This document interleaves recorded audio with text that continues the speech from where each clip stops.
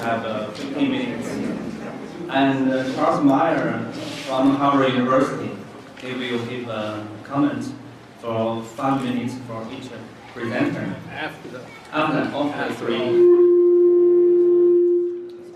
After three presentations.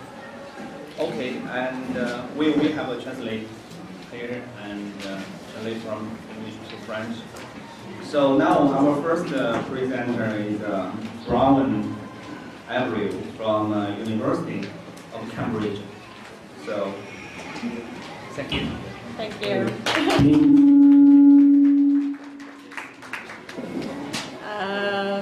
Okay, go ahead. Bonjour, mesdames et messieurs.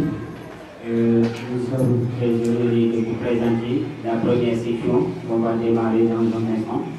Nous sommes au nombre de trois qui vont faire l'exposé qui porte sur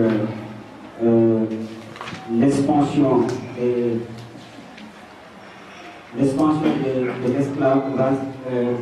l'esclavage et l'expansion économique dans les deux zones urbaines, c'est-à-dire New Orleans et les United States, aux États-Unis et Saint-Louis du Sénégal. Donc, pour démarrer la session, notre première intervenante sera mademoiselle ou bien madame Brown Avril from Cambridge University. Merci. Thank you. I'm going to try not to pop my keys. Thanks very much for the invitation to speak. Merci beaucoup pour l'invitation à parler ici. S'il vous plaît, excusez mon français. So I'll just give a little précis of the paper. We were told to just sort of summarize and point out the important parts, and then hopefully it will be translated as well. So the paper looks at Saint-Louis, Senegal, and New Orleans in comparative perspective, basically trying to make the argument that a lot of the developments in terms of the understanding of the relationship between slavery and capitalism that has been developing in the literature about the southern United States, in particular places like New Orleans and Louisiana generally, could be put into a comparison with a place like Saint Louis, where the institution of slavery is developing in similar ways over a similar period. So the point of the paper is to think about how African economic developments were not necessarily peripheries being incorporated into a capitalist world system, but were sort of fundamental co-creators, at least in West Africa in the early modern period, of a commercial system that created innovative ways of living together in cities and in hinterlands, buying from each other, and facilitating longer and more consistent trading relationships over time. And so I think the approach that I was trying to take in the paper accords with a bunch of other papers, it turns out, in the conference, that is attempting to see African cities as not necessarily places where economic developments were enacted or political ideas were put into place, but actually were sort of influencing and changing ideas and developments over time. So basically,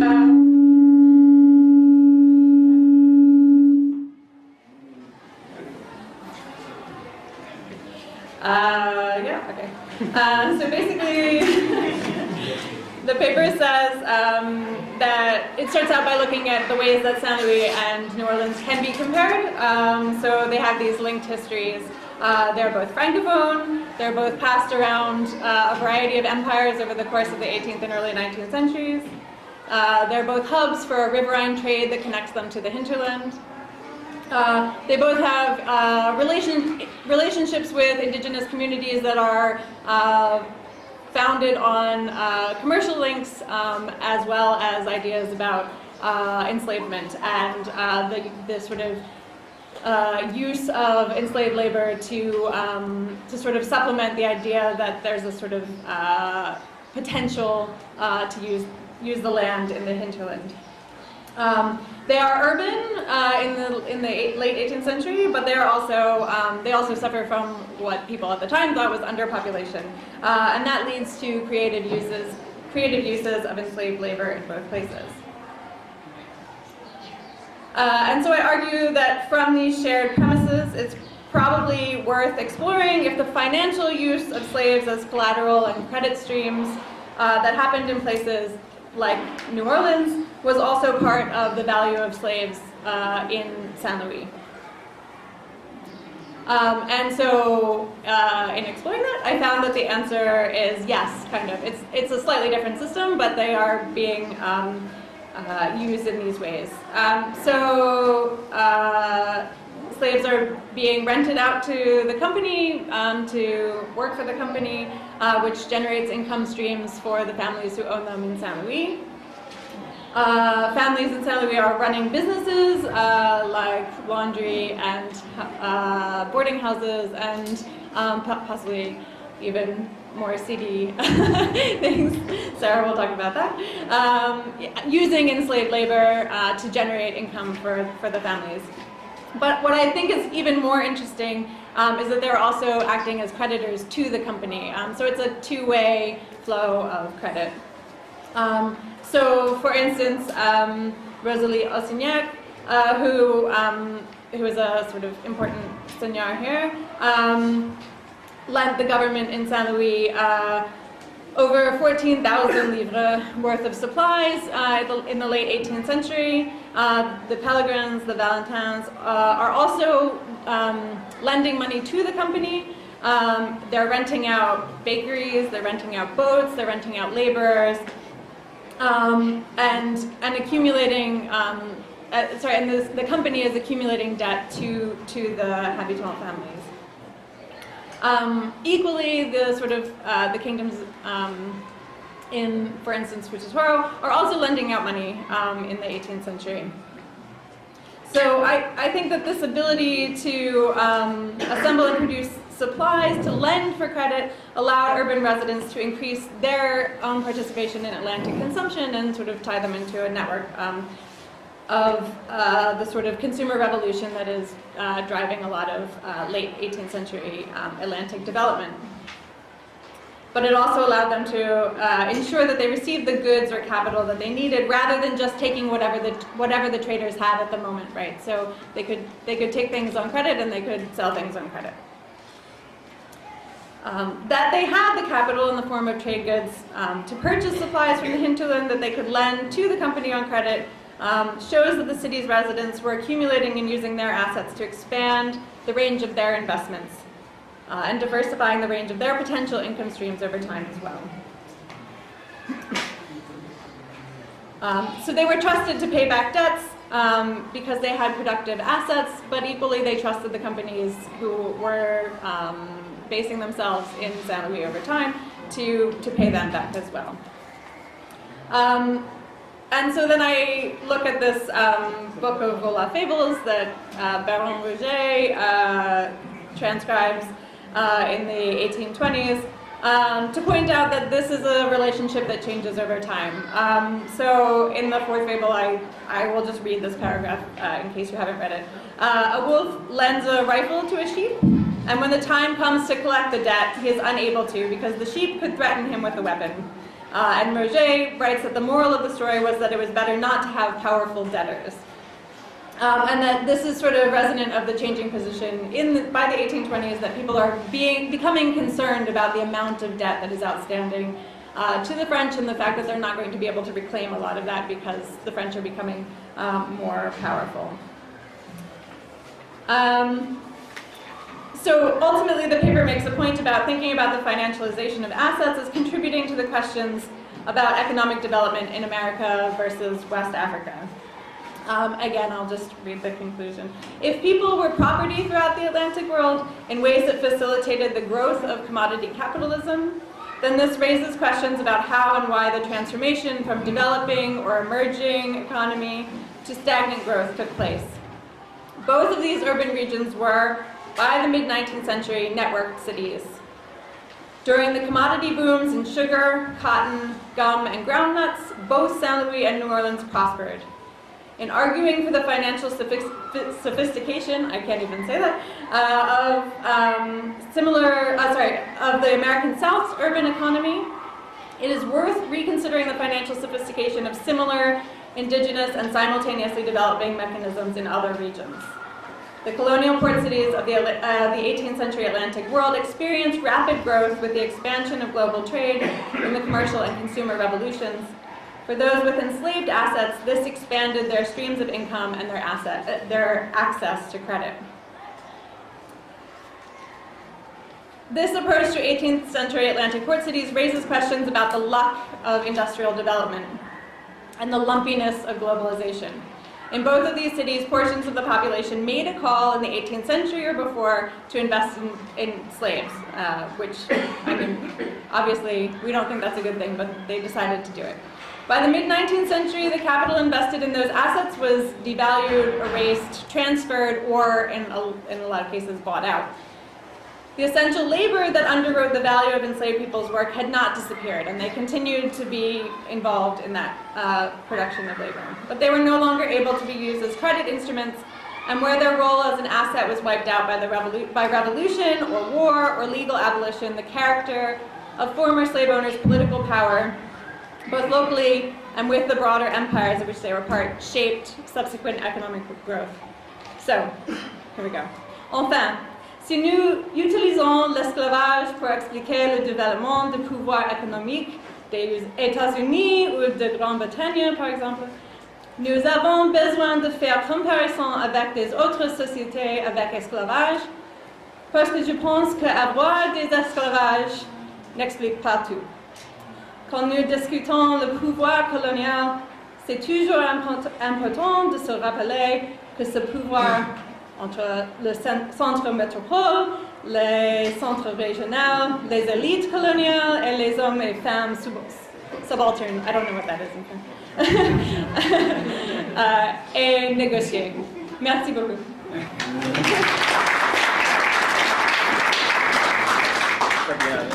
Well, Brian gave us a very interesting case study just from the west coast of Atlantic to the east coast of Atlantic. So the comparative study, very important approach in global history.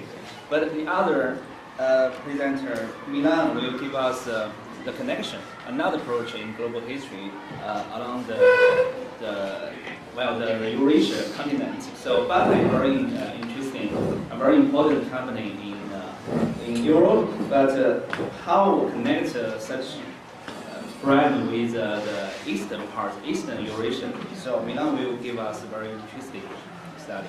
Thank you.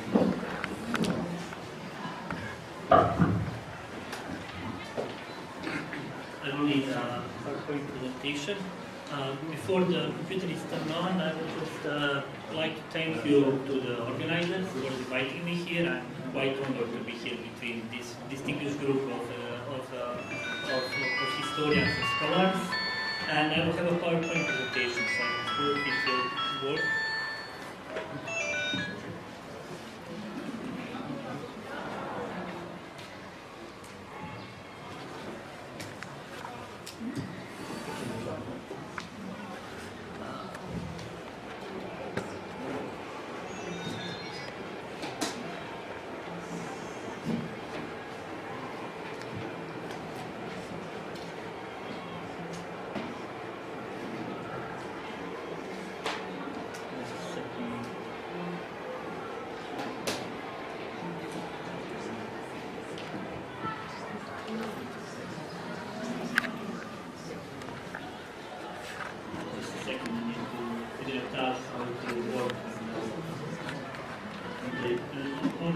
Only interesting. Control O.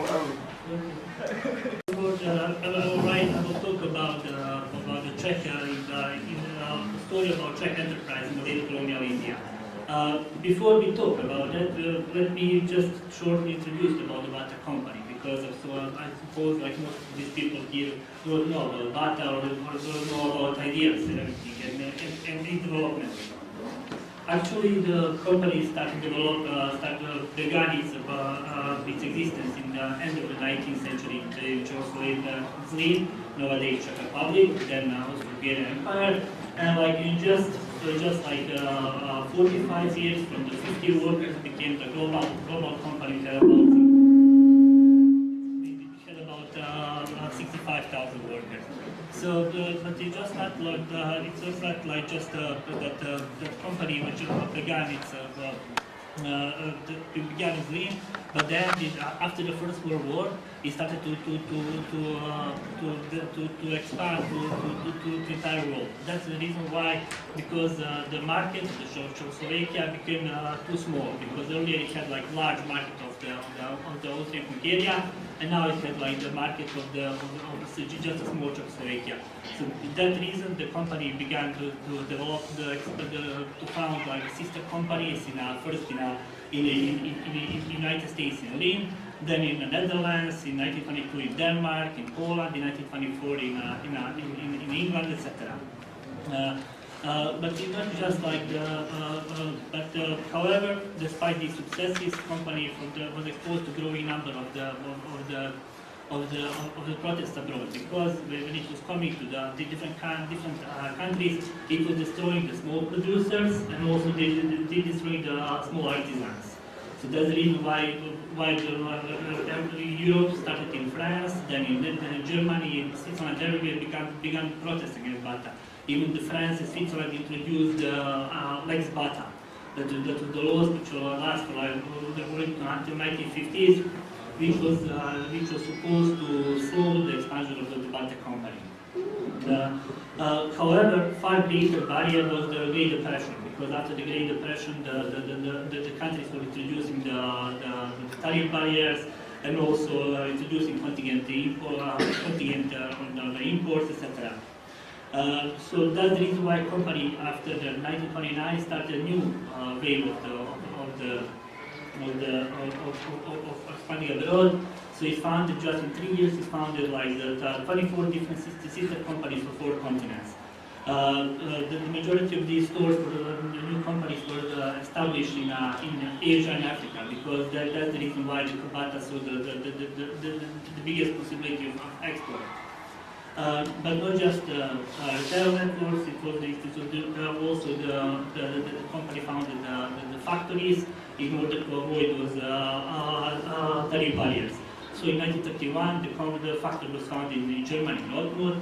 A year later, plants were founded in Poland, in Helmet, Switzerland, Berlin, France, in Hello Kurt, between Nancy and Metz, and also Yugoslavia in Bordeaux. Later, a year after, was founded a factory in India, in Konagar, and also in England, in Tilbury. In 1934, the factory was founded also in Best, in Netherlands. But it's not just factories. It's just like during those years, Bata produced not only shoes, but developed other areas of production. So it was also that was the reason. So they founded its own tanneries, power plants, produced its own textile and rubber and chemical products. It's also it invested money in food processing, in agricultural firms, and of course, besides that, the company also invested a significant amounts of money into developing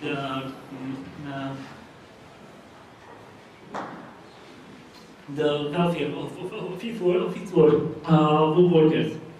So basically, so it's just not like so all everywhere they invested. It's not expanded just factories, but also the company towns, and all these company towns had a very significant and original functional architecture. And those company towns, you can see the factory areas and typical Bata houses for employees, were expanded all over the world. So there was not just in Europe, but founded company towns in North America, in Balkan, in Maryland, and also in Batavia, near Toronto. Also in Africa was founded 2 company towns in Limuru, in Kenya, and Angwell in Zimbabwe, and also in South America. But we don't have time for this. We just like show like so the idea was it was not to found just a factory, but also for ideal industrial town. So they even developed the idea of the ideal industrial town for 10,000 inhabitants. So those industrial towns need to be have like divided zones of production, divided zones of living, and divided zones of for social purposes. That means like schools, kindergartens, the sport facilities, etc. So just like put some of the photos because I think I was a bit ambitious. I put too many photos. So just like to show a little bit of it. But then you see like we move to a different factory. So you see like factories in Tilbury, Great Britain, factory in Best, factory in Battle, and they all do the same.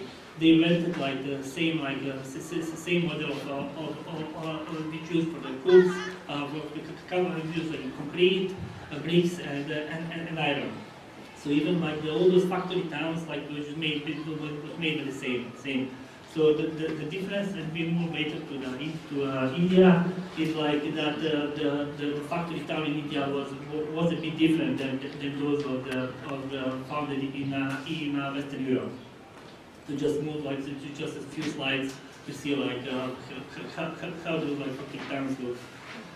So already in 1931, when Thomas Butter died, but just like to go back, it's just not like they had like houses for workers.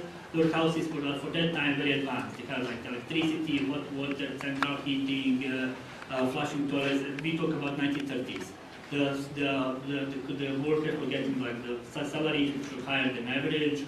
Also, the company founded schools, kindergartens, etc. But that's just one part of it. Like, and according to our capitalist patronist ideas of the founder of the company, everything in the company towns were dropped.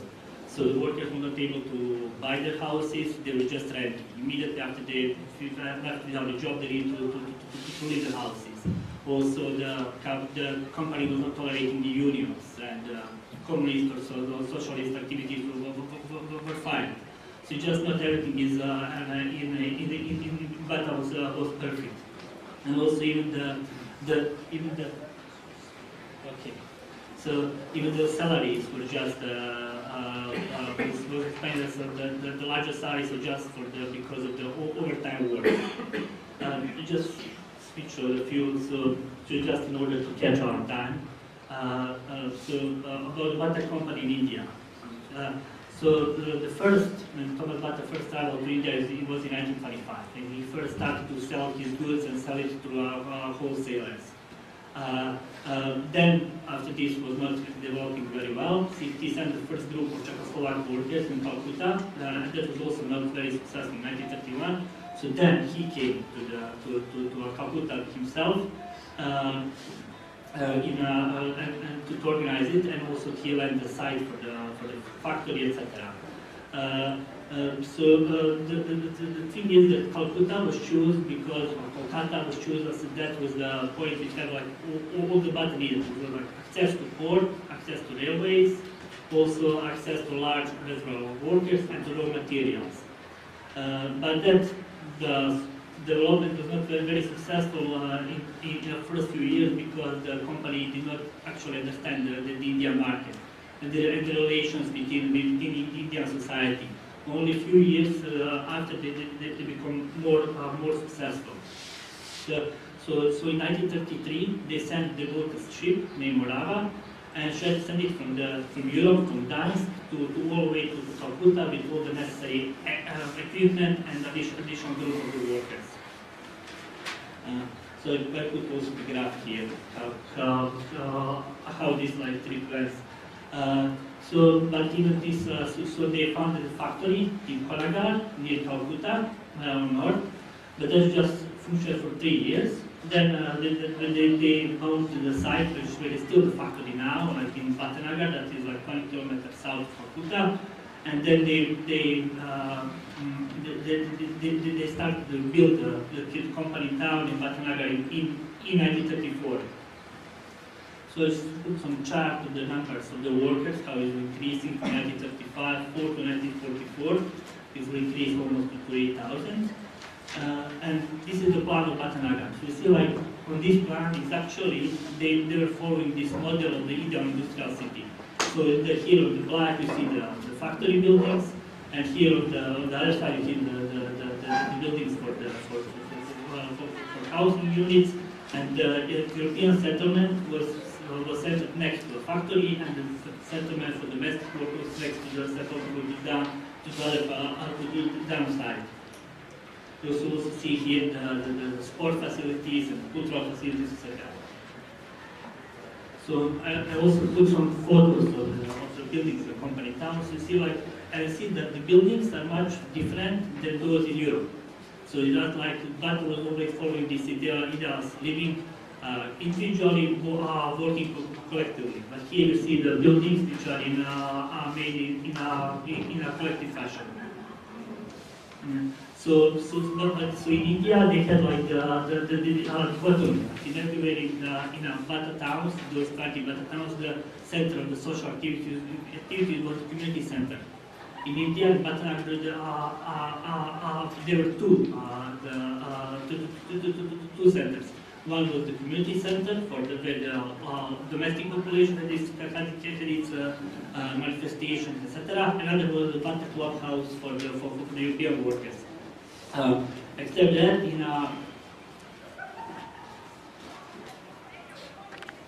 the company towns found a school, clinic, sport facilities. There was also cinema, which had movies in Urdu, Bengali, Hindu, and English language. There was also religious sites, mosque, Hindu temple, Christian chapel. But there was like a different, and that was a main difference between European and India, because there were different accommodation standards. Europeans get much better housing than Indian workers. There was also this dichotomy in sports. There was just one sport club, two sport clubs, one for the Europeans and another one for Indians. And that was a quite big change in a company ideology. So just put some of the manifestations, etc. And also, this approach in Bata to India and India was changing. So in during the first visit of Thomas Bata to India in 1925, he had this whole rhetorics in the spirit of the burden of white man. In 1931, that was already changing. He was talking with more respect about Indians, etc. And in 1937, his successor on the place of the chairman, Jan Anthony Bata, he already talked with all the superlatives about Indians, handsome, hardworking, tall, elegant people who are contributing too much to the Bata system. And also we see that they were attracting to, so in 1938, when the Nehru and his daughter visited Czechoslovakia, the chairman of the factory sent a plane to get them from Prague to Zlín to visit the factory to see how the workers lived and worked, etc. And also these good relations continued later. So I just find like a lot of photos from 1950s when the Nehru was in Batanagar. Also see there also the Rabindranath Tagore was also in Batanagar several times, etc.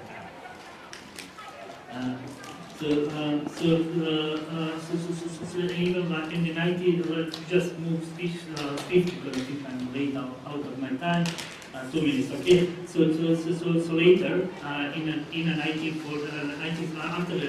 after independence, the Bata company started to adapt new circumstances. So they gradually removed all the European managers with Indian managers, and already in 1960s, almost all the Czechs left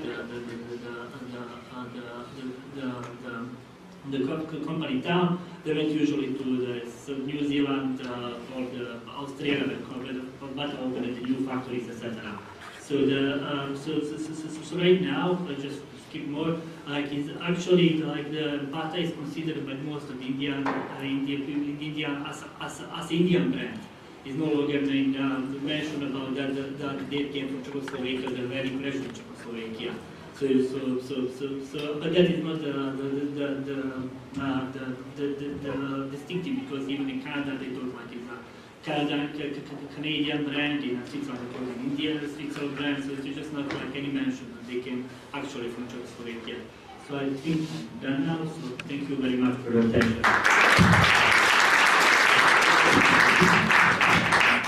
Bada, the brand, so it's very local brand, but he used another case with Bada Naga.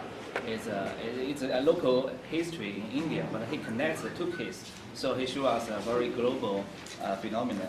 So next, brand film from Harvard University, he will give us another global city case, Lubumbashi, from Congo global city. But the global city, well, according to Sakya Sassen, is we have just 3 global cities. But he will, Brandon will question such a theory, and he will give us a very new interpretation of what is a global city in the history. Good afternoon, everyone. Thank you very much for having the opportunity to speak here and to engage with all of you. I look forward to learning from everyone. I title my paper Lubumbashi, Congo Global City. It's somewhat of a provocation, specifically to the Saskia Sassen school of thought, which posits 3 main cities as command and control centers of global capitalism. She posits New York, Tokyo, and London at the apex of this theoretical formulation, and then goes on to kind of highlight the other cities that play roles in the formation of global capital, but to a slightly lesser extent. And the key pivot for her theoretical proposition is the command and control center. Now I'm going to revisit that, but first I want to provide an outline for the historical reasons that I'm going to propose that Lubumbashi, initially named Elizabethville, which was founded in 1910, can in fact be considered a global city in its own right. So, in 1890, King Leopold II of Belgium had full control over the Congo Free State. There was the introduction of a company called Compagnie du Katanga, which then became in 1890 and then became Union Minière du Haut Katanga in 1906. And I suggest that these early machinations in the southernmost province of the Democratic Republic of Congo now have had profound influences over time since 1890 until present. I frame this interpretation through the extraction of 3 main resources as a theoretical heuristic in order to make my argument. Starting in 1910 and associated with various urbanization strategies, which include the head tax, hat tax,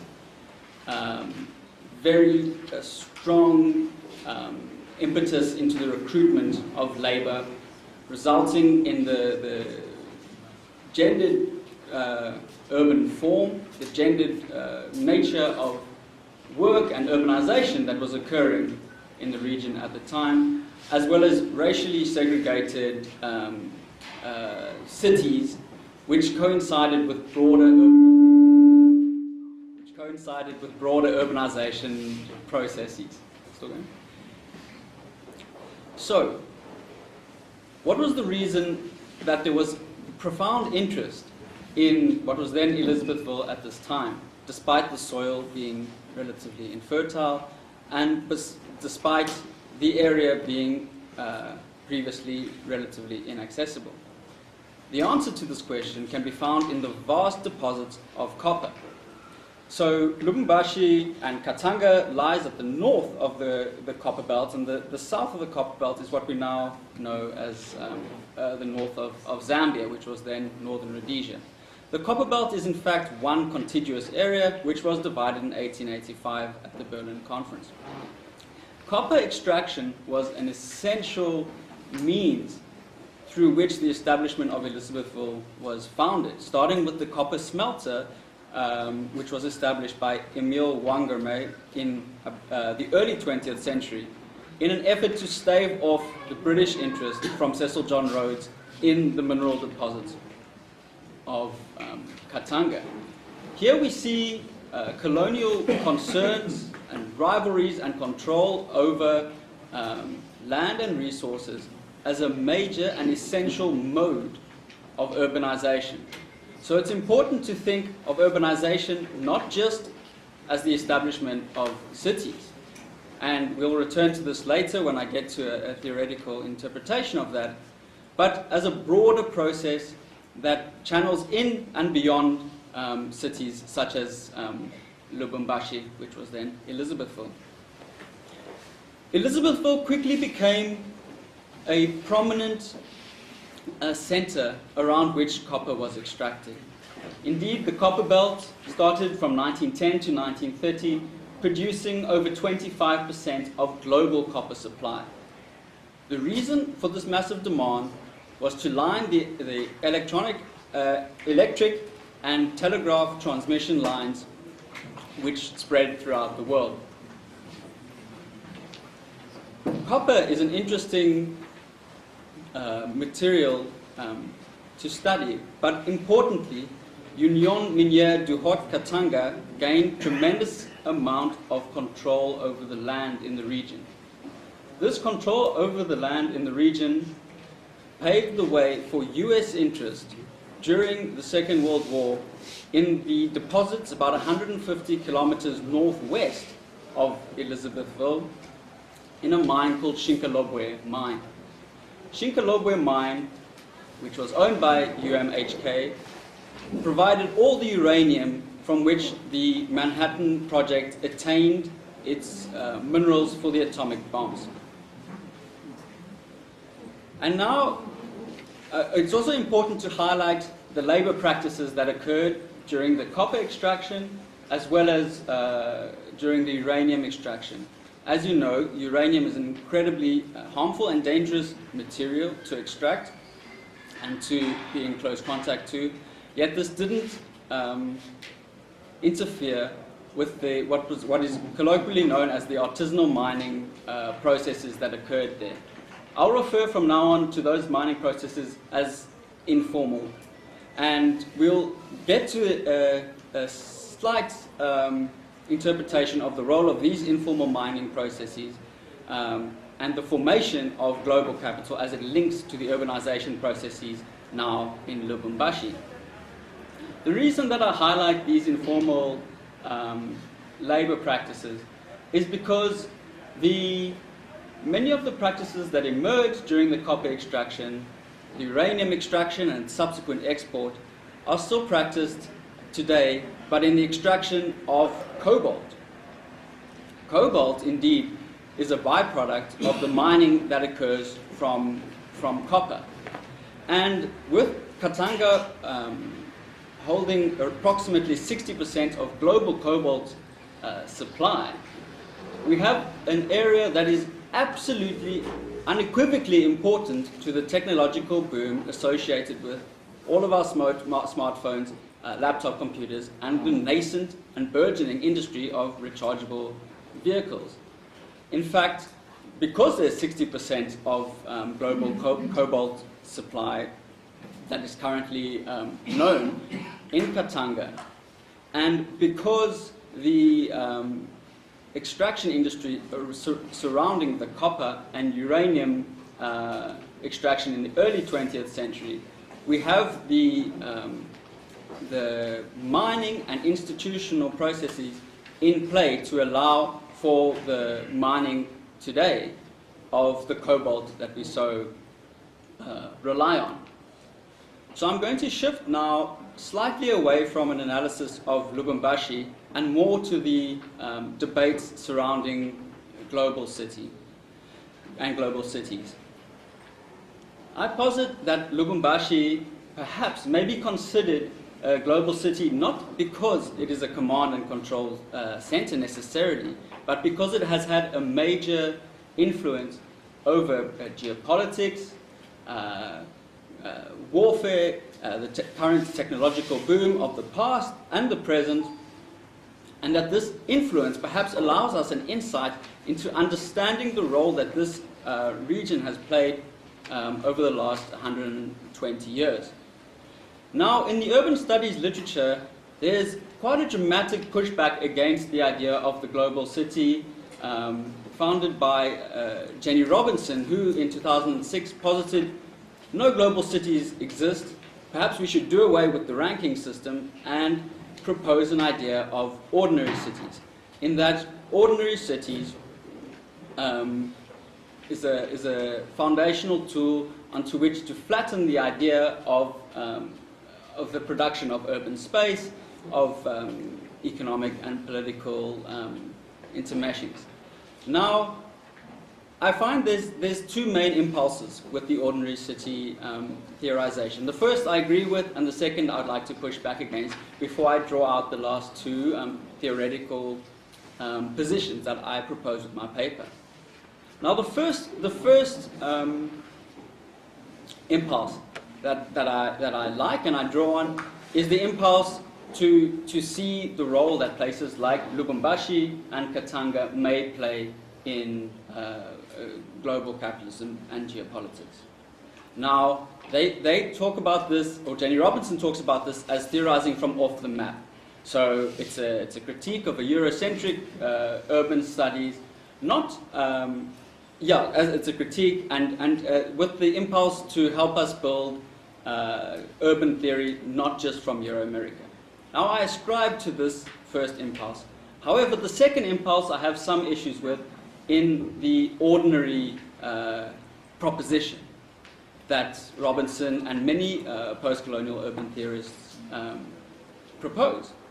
In that, I think it's important to be able to not describe every city or urban process as ordinary, because then we lose the ways in which accumulation and distribution occurs, and this also allows us an easy out when we look into the redistribution of these resources and the role that these cities and urban processes may play in global political and economic affairs. So the first impulse, which I'm partial to, speaks very much to Jean and John Komaroff's idea of theory from the South. So my analysis of Lubumbashi is deeply influenced by this theoretical and empirical move. The idea that, theory and empirical studies can emerge from anywhere in the world, and there's an inherent intermeshing and interlapping nature. And just as we cannot understand many of the current machinations of the West without looking across the Atlantic, similarly, we can't understand and prize apart necessarily North from South and East from West. In doing this, we need to engage with a kind of a grounded socio-historical political analysis of cities and urbanization processes, in this case from the South and from Lubumbashi. Now, I'll end this talk with a provocation in that I keep talking about urbanization processes, and I think there's a distinction to draw between cities and the urban. Now, the urban encompasses what, as Brenner and Schmidt discuss, encompasses a process that is a lot broader than the traditional definition founded upon by the Chicago School in the early 20th century, associating cities specifically with their boundaries, almost accepting cities as a pre-given associated with a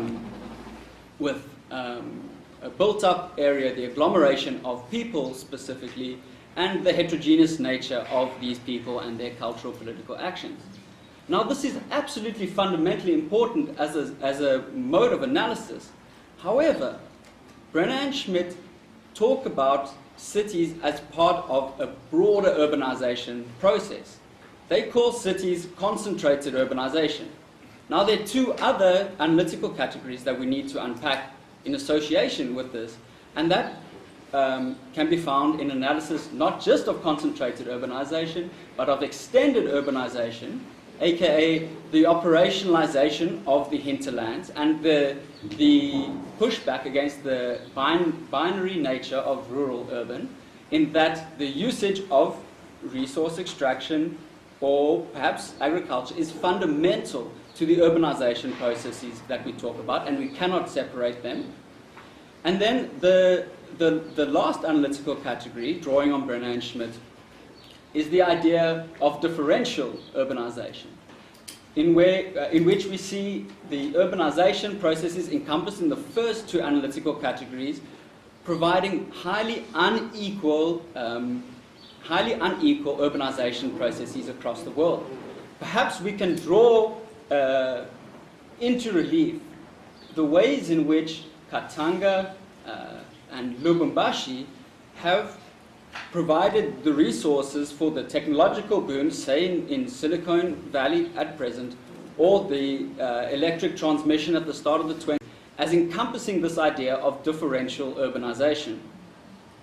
So in drawing Lubumbashi into a global context, we make the case not only for theorizing from the south, but also I make the case specifically for seeing cities as constitutive of a broader urbanization process. A broader urbanization process that does not stop at the boundaries of a city and does not stop necessarily at what is termed concentrated urbanization, but one that is more global or planetary in its scope.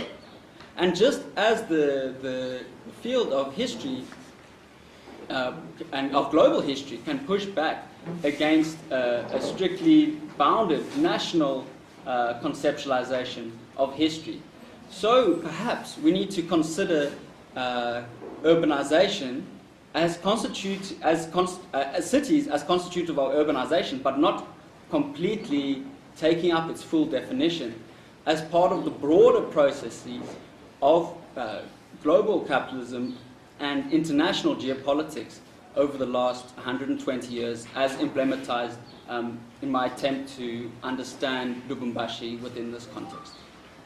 Thank you.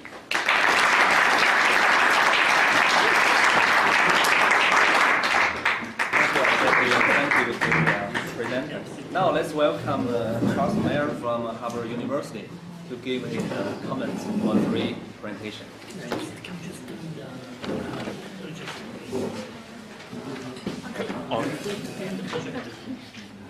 It's gonna be. Permettez-moi de dire, ça fonctionne? Oui. Ok.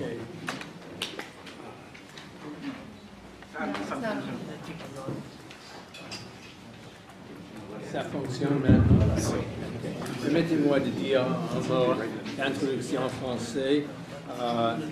Je suis collègue de Sven Becker en tant qu'organisateur de Weatherhead Global History Initiative.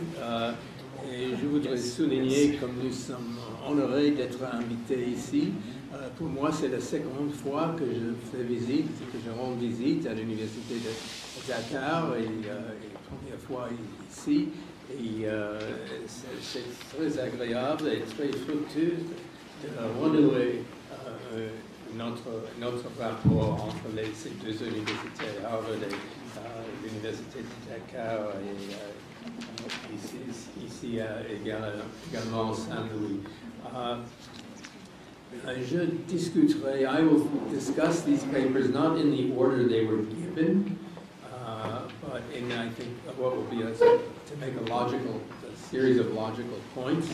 Let me start by saying that I also come from a colonial port city, that is Boston, Massachusetts, in Villes, Portuaires, du 18e, Coloniale, 18e siècle, Boston, and so it's been a long time since we were a colonial city, but still we have some memory of it and the historical memory of it. Let me start with actually Milan's paper on Bata and Bata in Calcutta, because I think in some ways it's the more specialized paper. This is an interesting case study. Bata, what I found most interesting in this paper is, first of all, the entrepreneurial vigor of this family who started a provincial town of another empire, the Austro-Hungarian Empire, and then take their enterprise abroad and vastly expand it. What I know about more than the shoes, I looked at the shoes in every city, is the social paternalism of this enterprise, which was an effort to make a sort of utopian factory enterprise, both physically and ideologically. But as Milan's paper stresses, it does rest on inequality.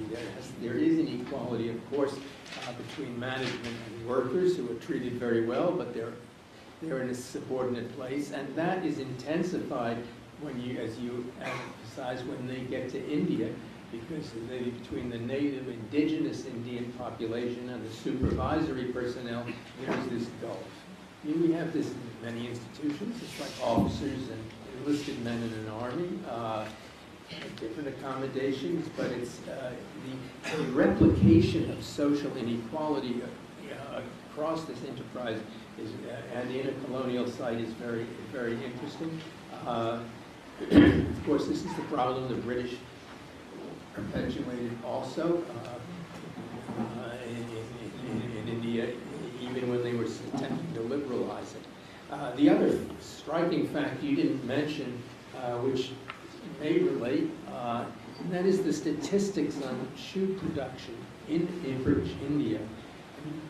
The Czechs had the largest production of European powers, 335,000 shoes per year, but the Japanese were producing 6,400,000 a year, so a huge number differently. So this is something about the Asian links that we're developing in the world, and I think that's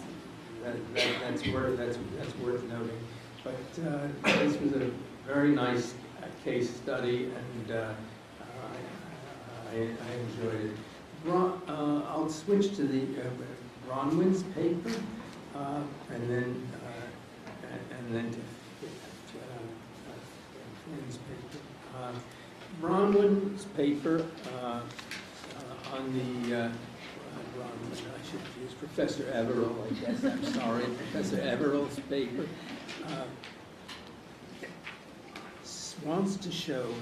attempts to show the productive developments that colonial ports generated before 1800, let's say, within themselves. This is an effort to cite them in comparison to New Orleans and Saint Louis as centers of goods, as well as slaves, centers that they had play a productive role in generating wealth, as well as just being the administrative centers for colonial powers. I think this is very interesting. I'm still not totally convinced that the comparison works that well, because New Orleans is, after all, a huge market of slavery for the interior of the United States, and not just a market for exporting slaves, and a great deal of wealth rests upon that. Walter Johnson has written a study of New Orleans as a slave market. And then ultimately, New Orleans will have the advantage that it drains the whole, even after slavery ends, it drains the whole continental United States through the Ohio River, going through industrial zones. All this stuff flows into the greater Mississippi, and it functions as a port in a way that Saint Louis will not be able to function. There's no equivalent massive hinterland behind the river, and so I'm sorry. I can summarize in French if you later. And New Orleans becomes a huge center of goods and slaves, and this continues. I have a picture. made me think of Edouard Degas' picture of a painting. Can we put this Yeah, up? we just need to click on it, and you need to move a little bit because Can you give us we have one? Yeah. I decided Little that more. it would show. It's going to be right in your face right there. Yeah.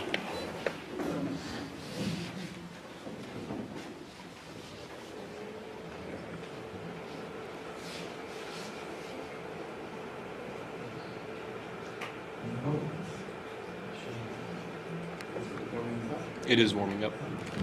Well, the picture you will be seeing is slowly coming into focus. The French painter Edouard Degas, who you know from his balleteurs, went to see his in-laws in New Orleans. This is a picture of a cotton market. It's one for 1873. You know, these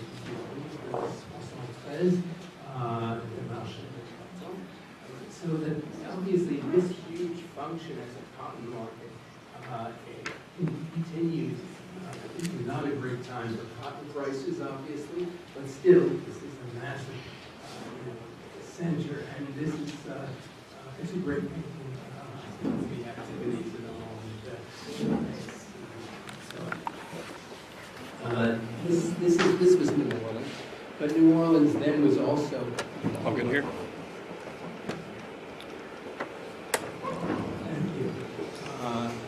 I'm trying to think of the distinction with, I think, Ronald's, Professor Admiral's paper makes sense for the early modern period. And the question becomes, in a certain sense, how do we get the transition to two types of modernity, St. Louis or New Orleans? And one key is, of course, the slavery that the paper discusses is slavery in the household and the slave ownership by the people in the court itself, in St. Louis itself, which she shows as high value added. And I was reminded that her paper makes the case that slaves function as a productive resource at least twice, one by the work they do, and secondly by their collateral value as a mortgage, hypothecation of loans, and that disappears when we define them no longer as chattel property. But I would, the transshipment of slavery and domestic use probably, are somewhat different. So I think, having visited New Orleans up to 20 years earlier, maybe 30 years earlier than the picture, and visited St. Louis, the comparability might be much greater. But one has to think about the resources in the interior that the city can ship to the outside. I'm just, again, from my own colonial city, Boston. Boston had a huge indirect gain from slavery through the triangle trade, through shipment. Boston merchants controlled shipment. They bought slaves. They bought the products of slaves, especially in the West Indies in the early period, sugar. They refined them into rum. And thus, Boston was enriched by its dependency on a slave economy, which was not localized in Boston, although there were some slaves until through the Revolutionary War. And it plays a large role in the valorization of slavery and what the mise en valeur described. And I think that's something we might, we should probably separate what the cities do. Your effort is to show that the city itself, I think, is a source of wealth and land credit, etc. Slavery, and afterwards, the function, that's a different function from the city as the center of shipment, which brings us, I think, to Brandon's paper about Mbashi city, which I called Elizabethville until I reached late middle age. This is a very interesting paper, and it's a bold argument. And again, since he's always pushing back, I will push back. An assassin global city perspective, of course, as he says, focuses on London, New York, and Tokyo. I mean, what that claims is not only that these cities have huge world impact and influence through their financial power, but they exist in more communication with each other than they do with their respective hinterlands. And in a certain sense, they form a circuit of capital. And, you know, with a 19th century city, think of Chicago as a classic case. We have a wonderful book on it, of course, where the city takes the product of the hinterland, and in a sense which New Orleans does too. But now, in a certain sense, that in our global world is less the important, the critical factor than the relationship of these cities in a class by themselves. Like the super rich, the 0.1%, our societies which are now antagonizing so many other people.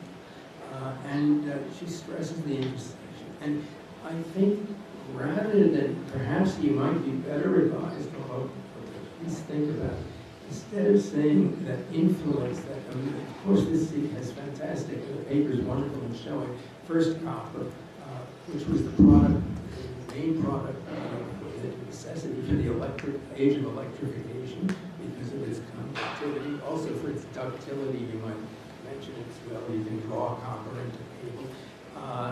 Then through uranium, and you made me think, you know, I'm used to counting the casualties of the atomic bomb in terms of the dead people at Hiroshima and Nagasaki, but probably there are as many, certainly as many casualties from just mining, this artisanal mining.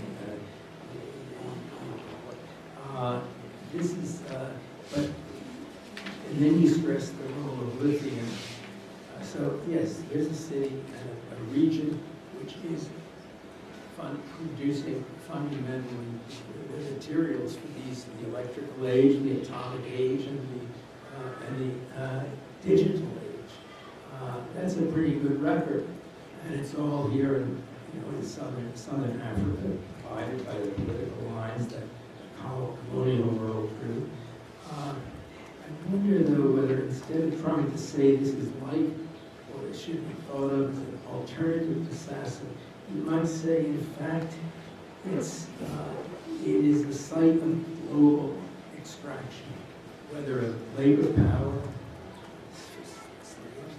miners, or for the material good that takes from the ore that it gets from the soil, and that might let you have a notion of concentrated sites of extraction, which doesn't have to make the Sasson. We know they're important, but they are still different because the foreigner controls that extraction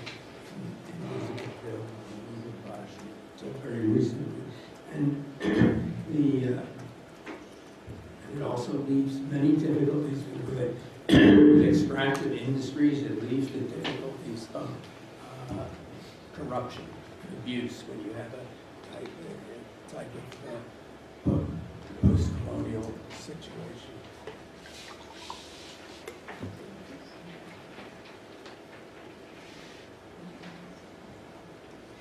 So this would be my suggestion, but what I want to end, what I would say is that all these papers raise the issue of the relation of the colonial city to the world. And the colonial city is a colonized city, so there is a supervisory power above it, or what paper is a supervisory site for production of it.